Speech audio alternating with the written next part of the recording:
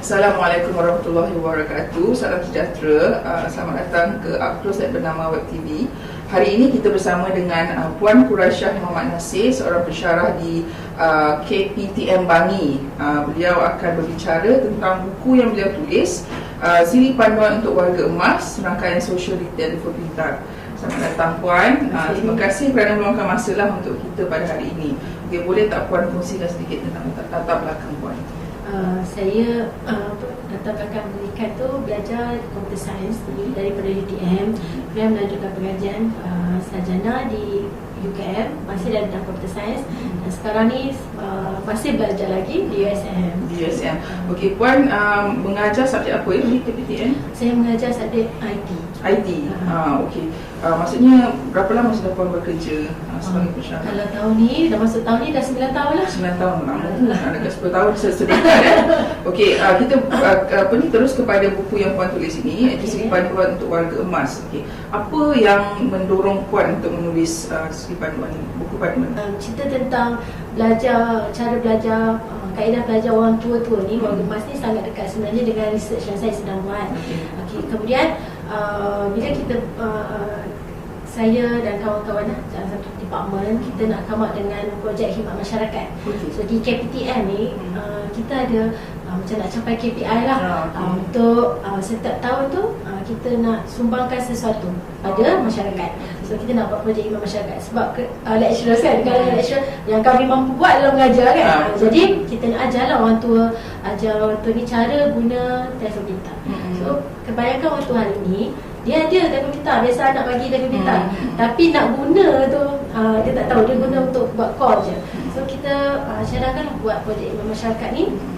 Kita buat kelas 2 kali, tapi kita buat tu selang seminggu. Maksudnya minggu ni kita buat hari Senin, so the next hari Senin berikutnya kita panggil lagi sekali lah untuk kita ajar, kita buat. So bila kita buat tu, kita dapati mereka sangat excited untuk belajar, seronok nak belajar.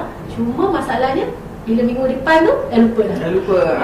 Kita faham lah keadaannya kan, sebab yang usia mereka tu yang datang tu range berapa tahun? Kita tetapkan untuk yang datang kat situ 15 orang peserta dengan lecturers, satu lecturers 2 peserta. Kita nak dia supaya dia punya perhatian tu fokus kepada peserta tu.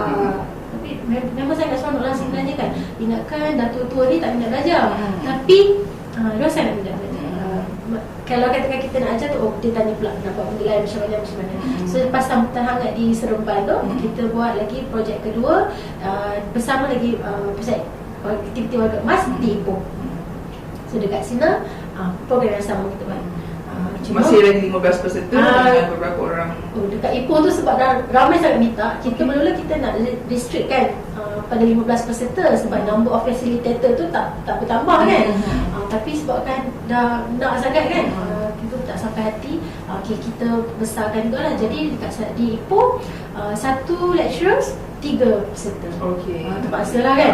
Tapi rasanya angka 3 tu masih lagi boleh masih lagi boleh seorang-seorang kan.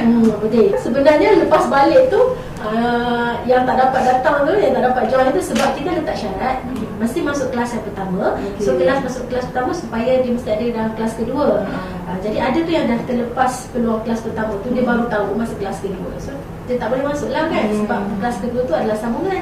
Jadi tanya bila lagi nak buat program. So ramai lah orang minat sebenarnya, orang tua yang nak belajar. Semangat mereka nak belajar walaupun dah pencen. Macam mana dengan background ataupun latar belakang para peserta tu? Adakah dia daripada satu grup ataupun berbagai-bagai? Berbagai-bagai. Nak kata yang profesional semua pun tak. Yang dia campur-campur. Kita ada bekas cikgu bersara, polis bersara, yang umur 86 tadi tu engineer bersara. Tapi ada juga yang suri rumah, masih dekat Ipoh. Kita jumpa makcik-makcik yang kerja dekat pasar. Kita buat Ipoh tu, dia buat pusat aktiviti warga emas di Ipoh tu, dia dekat UTC. So dalam UTC tu ada pasar. So makcik-makcik ni niaga dekat, dia ada buka kedai telekong, ada niaga-niaga dekat bawah tu. So dia nak belajar online business. Dia tahu, dia kata kalau dia berniaga kat pasar tu aja, macam ada seorang makcik ni, dia berniaga kedai telekung. Dia jahit telekung, dia jual. So dia kata kalau harap orang datang kat pasar tu macam tak ramai lah kan. So dia tahu kalau dia cuba berniaga online, dia boleh target tu boleh, tapi dia tak tahu. Jadi dia belajar tu dengan niat nak belajar. So untuk makcik yang tu, dia belajar guna Instagram untuk create, jual telekung kat Instagram. Okay. Macam tu berusia berapa tahun? 60 lebih. 60 lebih lah. 60 lebih. So dia dah tua. So, dia sebenarnya retire cikgu rasa kalau tak silap. Mengajar lah. Lepas tu dah habis pencen, dia buka kedai. Dia minat menjahit. Jadi dia meniaga tudung, telekung untuk orang pergi umrah. Puan kata tadi kelas itu adalah dalam satu siri itu ada 2 kelas kelas pertama dan kelas kedua. Berapa lama jarak kelas pertama ni? Berapa hari? Berapa hari seminggu lah. Maksudnya 5 hari lah. Maksudnya kelas yang pertama 5 hari, kelas kedua 5 hari. Bukan.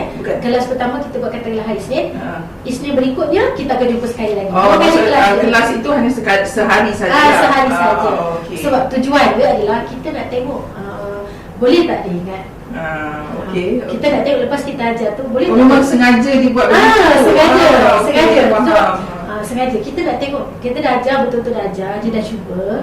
Sebab dalam kedudukan nombor yang sangat kecil kan, seorang facilitator, 2 orang peserta ataupun 3 orang peserta. Jadi hasilnya dia punya attention tu dah dapat dah lah untuk belajar. Kita nak tengok lepas dia belajar tu dia boleh guna tak. So nak boleh guna tak boleh tanya besok. Kalau esoknya tu dia mesti ingat lagi kan. So kita nak tahu dia guna tak, dia praktis tak, dia boleh terima tak apa yang dia belajar tu. So kita plan kelas tu masa dia seminggu. So Isnin ni, Isnin depan ni lagi sekali.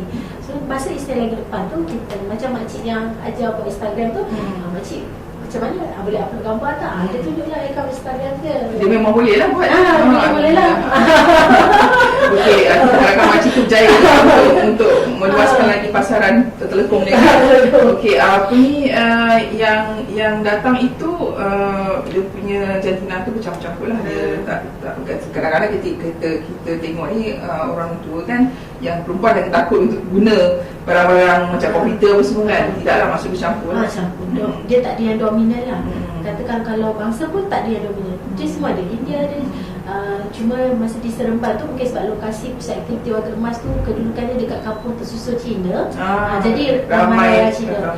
Kalau dekat Ipoh tu sebab dia dekat area pasar tu memang pelbagai. Bagaimana puan mendapatkan peserta? Bagaimana cara memuara-puarkan? Adakah melalui berkaitan saudara ke apa? Untuk di Seremban tu kita dapat kesenaran tu daripada jabatan website Jabatan Kebajikan Masyarakat kan. Dia ada link untuk pusat aktiviti warga emas. So daripada situ kita terus contact, dia panggil dia punya macam penyelia lah, ketua dekat pusat tu sendiri. Terus kita terus direct deal dengan penyelia tu. Cuma di Ipoh sebab saya pernah berurusan dengan orang daripada KPRAK. KPRAK sendiri ada buat projek masyarakat ni. So daripada situ mereka lah yang linkkan dengan apa nama orang pusat aktiviti di BTC. Okey, itu tahun lepas kan 2015 bulan diadakan pada tahun lepas. Tahun ini ada perancangan tak untuk buat kelas yang sama? Memang kita berhasrat untuk buat kelas yang sama. So kali ini kita harap dapat buat lebih banyak lagi projek masyarakat ni sebab ni baru awal tahun kan. Kita dapat sebab pertama sekali mula-mula nak buat di Ipoh lah supaya menunaikan janji yang makcik yang kata dia buat lagi tu kan. So kan, kena lah kan. So lepas tu kita buat di banyak tempat lagi sebab saya percaya memang ramai yang nak belajar. Cuma tak ada peluang. Dan mereka pun sebenarnya orang tua-tua ni dia rasa ketinggalan. Bila antara feedback yang kita dapatkan daripada orang emas ni kan, dia kata orang muda dia sekarang dia sangat attach dengan semua ni, teknologi baru ni, dengan handphone dan sebagainya kan. Dia nak tahu apa yang seronok dia. Apa yang tengok kat dalam tu, apa yang ada kan. Contoh bila kita ajar guna YouTube tu kan, orang boleh tengok orang gaji ceramah masa kat Ipoh tu, Ustaz Kazim famous kan. Kita tunjuk lah, ni kalau macam tak dapat pergi masjid dah ni, check kan ajar dia macam mana nak search Ustaz tu, dia tengok, excited lah dia. So dia kata boleh tengok lah dekat situ. Boleh ceritakan sikit cabaran apa mengendalikan kelas itu? Betul. Baru gemas apa cabaran sebenarnya? Mungkin yalah kita tahu kan apa ni dengan kita punya keluarga sendiri pun kalau kita nak mengajar pun ada cabaran dia kan. Untuk orang lain lagi mungkin ada cabaran yang boleh buat kongsikan. Kalau kita ajar mak ayah kita sendiri, dia lain. Jamak ayah orang lain. Sebab itu sama juga macam feedback ada seorang Pak Cik ni anak dia beli dia iPhone rasanya iPhone. Tapi dia memang tak kata belajar dengan anak susah. Sebab anak dia akan last sekali anak dia akan tekan gasu. Ya. Dia tak apa kan. Dia kata kalau belajar dengan cikgu senang. Memanglah sebab tu bukan ayah kita, mungkin kalau kita ajar ayah kita pun lain lah cara kita kan. Sama lah macam anak uncle tu kan kita buat kan. Jadi mereka ni bila kita ajar tu dia kena sabar dia tinggi. Kadang-kadang dia tak sabar. Orang tua tu sendiri tak sabar. Dia nak belajar yang mana dia nak belajar yang tu. Cepat-cepat. Itulah. Okey. Apa ni? Okey, kita berbalik pada buku tadi kan. Apa yang kita boleh dapat daripada buku ini? Boleh dapat. Maksudnya sebenarnya intipati buku ini lah. Buku ni merangkumi semua silibus yang kita ajar masa projek ilmu masyarakat tu. Kita ajar cara macam mana menggunakan smartphone daripada perkara asas seperti register akaun Google, belajar guna Facebook, belajar guna YouTube, belajar guna WhatsApp. WhatsApp tu penting tu. Aku dia sebab berganti pada SMS kan. Belajar guna WhatsApp dan Instagram. Itulah dia perkara asas dia. Benda simple yang rasanya yang mereka minat lah. Itu yang dia ada. Untuk mendapatkan buku ini bagaimana? Sebenarnya, kalau ada orang yang berminat lah. Sebenarnya buku ni sebab kita nak edarkan secara percuma. Semasa projek khidmat masyarakat kita nak edarkan free. Jadi buku ni masa dia tak letak dekat market lah. Sebab mungkin atas ada faktor kekangan bajet dan sebagainya kan. Setakat ni kena jual kelas kan ya. So kalau apa ni maksudnya yang ada yang penonton kita yang berminat lah untuk memasukkan apa mereka ke apa, bagaimana caranya buat? Boleh terus hubungi saya sendiri. Di Facebook ke? Facebook boleh, nama saya Quraisah tu, Facebook tu sama, ataupun nama saya sendiri tadi quraisah@gmail.kptm.edu.my. Puan juga telah memasuki pertandingan baru-baru ni dan memenangi pingat emas. Boleh ceritakan sedikit tentang pertandingan tersebut? Ni pertandingan ni untuk kategori Innovations on E-Learning. Pertandingan ni dianjurkan di UPSI pada 14 dan 15 Disember yang lepas. Baru lagi ya? Panas lagi ni. Baru lagi. So yang ini pertandingan ni sebab kita dia buat sikit inovasi pada buku ni. Kan untuk buku ni nampak macam buku biasa kan, tapi bila ulang tadi, bila siri yang kedua, bila kita buat pertemuan kali kedua dengan peserta tu, kita dapati masalah utama mereka adalah lupa. Lupa. Jadi kita come up dengan cadangan penyelesaian ni. Dekat setiap topik buku ni kita letak ada satu chip kat sini. Namanya Near Field Communication. Near Field Communication. So chip ni dia boleh simpan data. Kalau macam dalam kes ni dia cuma perlu handphone dia sendiri touch sikit je. So nanti untuk yang ni saya letakkan link bagaimana menggunakan Facebook. Ni topik ni tentang rangkaian sosial di Facebook kan. So ada sedikit video, 1 minit video cara menggunakan Facebook. Maksudnya letakkan handphone di sini dan dia akan terus keluar YouTube. YouTube video. Jadi dia ingatlah sebab dia dekat dalam kelas kita dah ajar. Cuma kadang-kadang dia was-was nak tekan yang mana kan. Jadi untuk ingatkan balik dia cuma touch je kan. Ni sama macam cikgu ajar tu.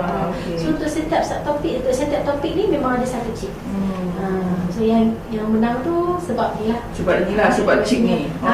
Sebab kaedah ni. Dan kenapa kita guna Near Field Communication ni dah bukan QR code? Sebab again sekali lagi targetnya adalah warga emas. Warga emas ni dia punya tangan nak pegang tu, nak steady tangan dia pegang dekat QR code tu dia tak dapat dah kan. Jadi kalau ni touch sikit je terus keluar video. Itulah. Alright. Sebelum kita mengakhiri perbualan lah Puan ya, ada tak apa-apa lagi yang Puan nak tambah untuk topik kita hari ini? Sebenarnya cita-cita kami ni di Jabatan Matematik dan Sains Komputer KPTM Bank ini besar. Kita nak buat projek khidmat masyarakat ni secara meluas. kita nak bagi peluang pada ramai lagi warga emas kat sana nak cara nak belajar menggunakan, supaya mereka ni tak tertinggal, rasa terasing daripada teknologi sekarang ni. Supaya mereka warga emas ni sama-sama lah dapat mengambil peluang. Kadang-kadang ada ni warga emas ni dia nak pergi belajar dekat masjid, tapi secara fizikalnya dia dah tak mampu nak bergerak. Dia mungkin boleh duduk lihat dekat rumah, dia tak mampu nak pergi nak travel. Jadi kalau dia dapat gunakan smartphone dia, atau macam mana betul cara guna YouTube, nak cari maklumat, dia seronok lah. Dan untuk dia kekal berkomunikasi secara aktif dengan orang muda sekarang kita communicate menggunakan device kita sendiri. Kadang-kadang kita kurang komunikasi secara offline. Dan sometimes sebenarnya memang warga emas ni rasa dia terasing. Dan kita tak nak keadaan ni, kita nak promote di mana supaya mereka pun rasa mereka masih lagi boleh aktif dalam masyarakat. So pasal tu cita-cita kami nak buat projek iman masyarakat ni dengan lebih luas, banyak kelas. Cuma constraint dan kekangan dia adalah ada tu dari segi internet services, dari segi device itu sendiri, branding itu sendiri. So kalau lah kita dapat cari, sebenarnya kami pun sedang mencari juga sponsor yang boleh, maksudnya masa kita nak buat iman masyarakat dekat sini, ada orang yang boleh bagi pinjam sementara waktu kan, untuk ajar warga emas ni cara guna. Maksudnya ini adalah satu cara juga untuk menambah nilai kehidupan warga emas kita, supaya mereka tidak tertinggal lah dalam pembangunan negara sebenarnya. Puan, terima kasih di atas insight itulah, perkongsian itu, dan diharapkan kami di bernama Web TV mengharapkan agar projek CSR ini terus berjalan sehingga bila-bila, sebab ia salah satu projek yang sangat-sangat orang kata berfaedah lah. Sebab kita pun akan tua satu hari. Mungkin zaman kita dah pandai telefon pita, tapi zaman kita nanti kalau panjang umurnya kan, benda yang lain pun kita pun perlukan kelas seperti ini. Terima kasih ya Puan kerana meluangkan masa. Sama-sama. Saya Murni Nasri untuk Up Close at Bernama Web TV.